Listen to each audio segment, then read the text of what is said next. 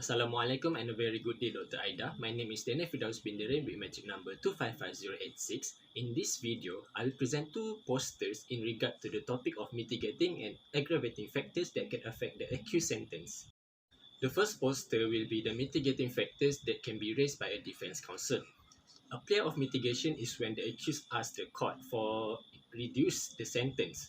So the accused may present evidence of mitigating factors that will support the leniency in sentencing.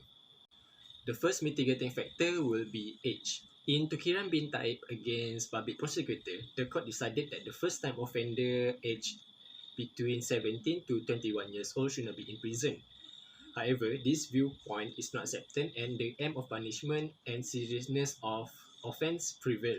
So therefore, in the case of PP against Teh Cheng, an 18 years old man was sentenced to 3 years in prison for possessing firearms and ammunition. As a result, the court will consider the objective of punishment as well as the seriousness of the offence committed by the accused. Record of offence will be the second mitigating factors. In the case of PP against Mark Proding, the judge stated that the fact that the accused was a first-time offender was a strong mitigating factor and the accused was being released on a good behaviour bond. Thirdly, we have a plea of guilty. A plea of guilty is a significant mitigating factor since it saves times and money. So when the accused admit to committing the offence for which the accused has been charged, the court agrees to accept that admission and punish the accused. It is important to highlight that the trial judge has the discretion to sentence the accused. So in the case of PP against Saritan, the accused was sentenced to 6 years in prison with a 1/3 year reduction for pleading guilty. However, in the public interest and for significant offences, pleading guilty may not always result in a reduced sentence. Number 4, we have circumstances before commission of offences. The first circumstances can be drunkenness. The accused in this case was drunk when he slapped the police officer. The High Court ordered sentence of 3 years imprisonment to be replaced with a bond of good behaviour and payment compensation to the victim. The second circumstances can be consent. So in this case, PP against Selvaraja, the girl victim had solved problems when he decided to spend the night at the rest house with the accused and only reported the rape incident after a 3.5 year delay. The third circumstances can be provocation. In a murder case, provocation can be used as a defense. The behavior of others that prompted the offender to retaliate or commit the crime is known as provocation. So the accused must meet the requirement that set forth under the penal code in order to establish a provocation. Besides that, there are other circumstances such as domestic and emotional crisis, financial problems, and instigation by other victims or others. Number 5, we have gap principle. The principle that the court will overlook a prior offence and treat the offender as a man of good behaviour. So according to case of Sosainatan against public prosecutor, the distance between a former conviction and current offence should be seen as a mitigating factor rather than an aggravating factor, as the larger the gap, the greater the mitigating effect. Number 6, we have the effect of conviction and sentence. First circumstances can be on the family of the offender. Before deciding on a sentence, the court must consider the impact of the offender's family difficulty and living situation. So this aspect could be used by the defense to get a less sentence. In the case of Chan Sit Hong against public prosecutor, the punishment of 1 year in prison was deemed to be harsh. The court considered the fact that the culprit was a first-time offender and he also had to support a wife and 5 children. So this can be a mitigating factor that can be raised by the offender or accused. The second circumstances can be on the job or other privileges. So the court must assess the possibility that the offender will lose his job or reputation as a result of his conviction. When an offender is determined to have abused his position of trust, the prosecution may request the judge to impose a severe sentence. This is to educate the offender as well as the public. So in the case of public prosecutor against Vijaya Raj, the accused was found guilty of misappropriation of school funds. The judge determined that 1 day in prison and a fine of 2,500 was a fair punishment for his wrongdoing as a high-ranking official. Number 7, we have the conduct or behavior of the offender. First circumstances can be repentance. So apart from admitting drunkenness, the accused in the case Raja Izzuddin Shah, as mentioned earlier, also demonstrate that he was regretful and remorse for his action. So when the accused shows that he was regretful with his action, the court might consider it as a mitigating factor. The second conduct is the payment of compensation. As mentioned in the case of Raja Izzuddin Shah against Wali Prosecutor, the judge also stated that one of the mitigating factors in the accused sentence being reduced from 3 years in a prison to a good behavior bond could be the order to pay compensation to the victim.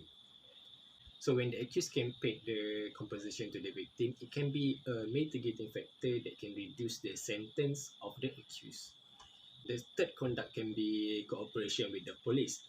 In the case of PP against Manatiran, the accused willing cooperation with the police should be given some mitigating factor as stated by the judge. This is because when the accused willing to cooperate with the police, it will result to a significant reduction in amount of time required to investigate the crime. So the court may consider the mitigating value and may reduce the sentence of the accused. And there are also other mitigating factors such as drug possession and weight of accused, drug addiction, drugs that are less harmful, duration of custody, gravity of type of offence committed, health problems, and state claim. Now moving on to the second poster. This poster is concerned about the aggravating factors that can be raised by the prosecution. Following the accused mitigating plea, the court will ask the prosecution for any reason to give the accused a heavier sentence. So during the trial, the prosecution can provide evidence of aggravating factors that will justify a heavy sentence. The first aggravating factors that can be raised by the prosecution is prevalence or rampancy of the offence. Prevalence or rampancy of the offence can be known as a flourishing occurrence of offence that is uncontrolled. So the court will impose a severe penalty in order to educate the public not to repeat the offence.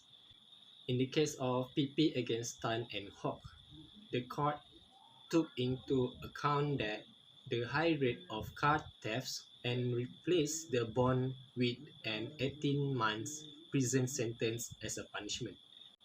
The second aggravating factor is previous convictions or bad record of the accused. The general principle for Section 54 of Evidence Act 1950 is that evidence of bad character is irrelevant. However, there are some exceptions to that general rule. The evidence of bad character is admissible, such as similar fact evidence, motive, and res gesta. The prosecution has a burden to prove that the evidence of previous bad character of the accused is relevant with the crime which the accused is now charged. The third aggravating factors will be the position or status of the offender. So the severity of a person's punishment is influenced by his rank or her social rank. So different positions indicates different behaviors, so which can resulting in different punishment being inflicted on them. In the case of public prosecutor against Khairudin, the court increased the punishment to 18 months imprisonment and 2,000 ringgit fine because the offender was the bank's credit controller and had abused the trust placed on him. Therefore, the offender's higher status will increase the punishment because the offender was not supposed to commit such offense. Number 4, we have use of force. The general rule is that if excessive force or violence is used, the harsh punishment or whipping will be imposed on the accused. So, in the case of Nur Afizal Azizan against public prosecutor, the court stated that the court will not hesitate to impose a lengthy jail sentence if the appellant had used force, coercion, or assault on the victim. Lastly, we have manner in which the offence was committed. A harsher punishment will be imposed on the accused if the crime was done with cruelty or brutally. This can be seen in the case of PP against Safian bin Abdullah and another. The fatally injured victim was mercilessly strangled with a rope, resulting in a maximum penalty of 14 years in jail. In conclusion, before a sentence is passed by the court, the accused has the right to make a plea of mitigation if he pleads guilty or is found guilty after a trial. However, it must be noted that the prosecution also has the right to present aggravating factors in order to obtain a harsher sentence for the accused. That's all from me. Thank you.